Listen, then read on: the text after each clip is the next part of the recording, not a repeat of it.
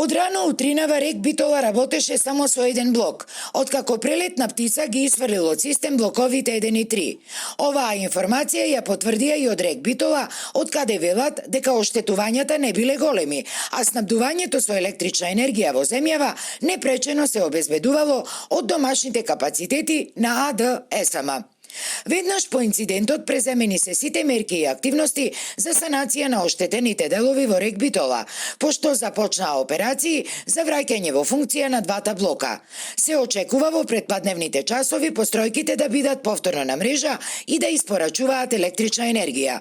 Заради сличен проблем во електропреносниот систем, во ноември 2021 година беше тешко оштетен трансформаторот на блок 3 на РЕК Битола и постројката беше надвор од функција повеќе од една година. Овој пат за среќа нема сериозни штети врз опремата на РЕК Битола, се вели во соопштението од РЕК Битола. И од АД-МЕПСО уверуваат дека денешниот испад во ТС Битола 2, а кој бил инициран од птица која прелетала во делот на 110 киловолтната собирница, при што дошло до прескок со еден од порталите на истата собирница, не предизвикал поголеми штети, иако ваквите случаи биле исклучително ретки, но не и невозможни. И експерти за Алфа ни потврдија дека вакви случаи кога птици предизвикувале исфрлање на системот не биле реткости во минатото, заради што биле поставувани и соодветни заштити на столбовите. Инаку ова не е прв пат РЕК Битола да работи со намален капацитет.